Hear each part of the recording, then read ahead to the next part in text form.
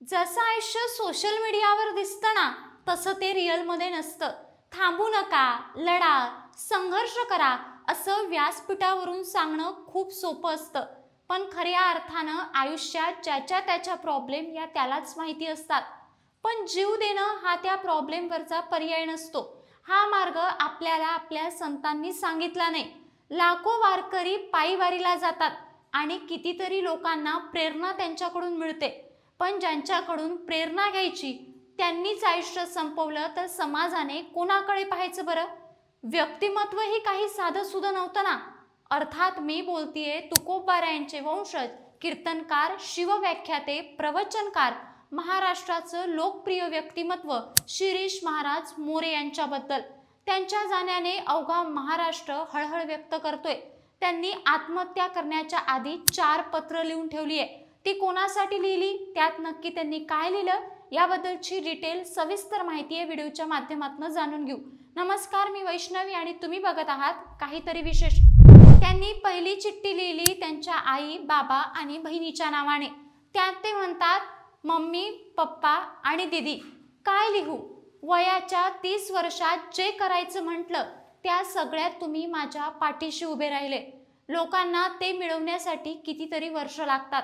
ते मी तुमच्या पाठिंब्यामुळे काही दिवसातच मिळवलं. इथवर पोहोचलो ना, ते तुमच्यामुळेच. आयुष्यात माझ्यामुळे कधीच तुम्हाला मान खाली घालावी लागली नाही. एवढं सुंदर आयुष्य जगलो, मला एवढं मोठं केलं, एवढं घडवलं, माझ्या पाठीशी कायम उभे राहिलात. पण मी जेव्हा तुमच्यासाठी उभं राहायला पाहिजे तेव्हा तुमचा हात सोडून जातोय. कधी कधी सर्व मिळून सुद्धा माणूस युद्ध हरतो. मी सुद्धा थांबत आहे. याचा दोष सर्वस्वी माझाच आहे. मला माफ करा.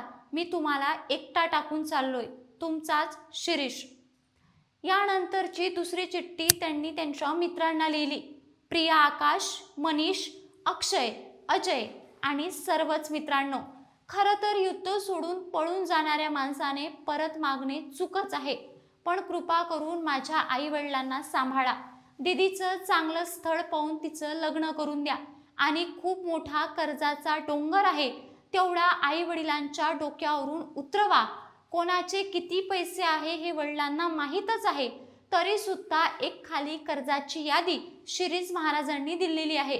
उदाहरणार्थ, मुंबई 17 लाख, बचत गट 4 लाख, असं टोटल जवळपास 32,35,000चं कर्ज त्यांनी त्या पत्रामध्ये सांगितलेलं आहे.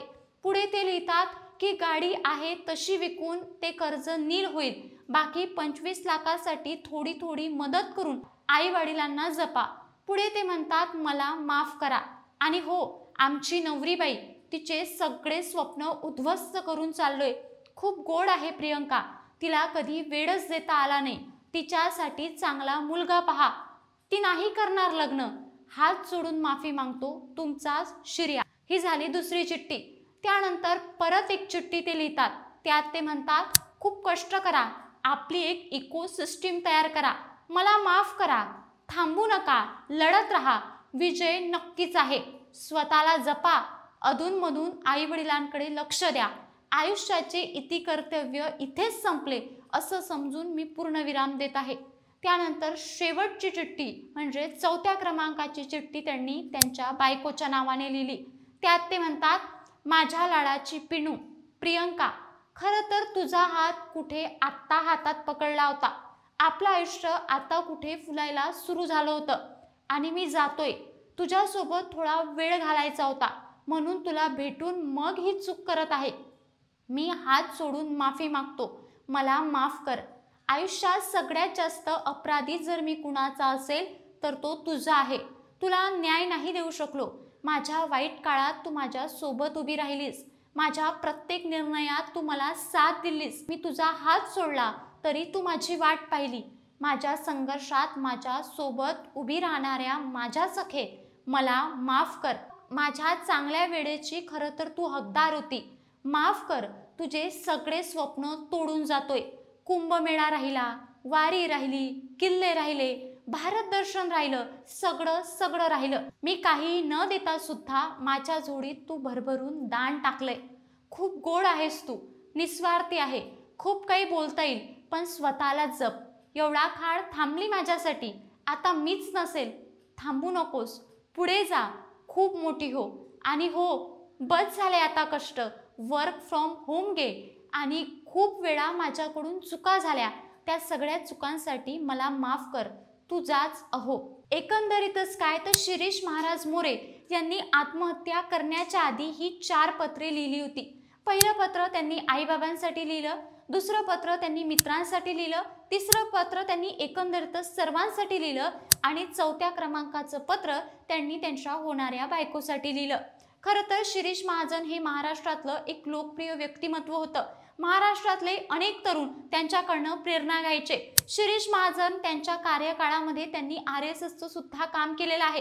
म्हणून कट्टर हिंदुत्ववादी त्यांचा विचार होता, असेच अनेक समर्थक त्यांच्याबद्दल सांगताना दिसत आहे. पण हे जरी काही असलं तरी वारकरी संप्रदायानं तुकोबारायांचा वंशच गमावला, या बाबतीत समस्त वारकरी संप्रदाय हळहळ व्यक्त करतोय.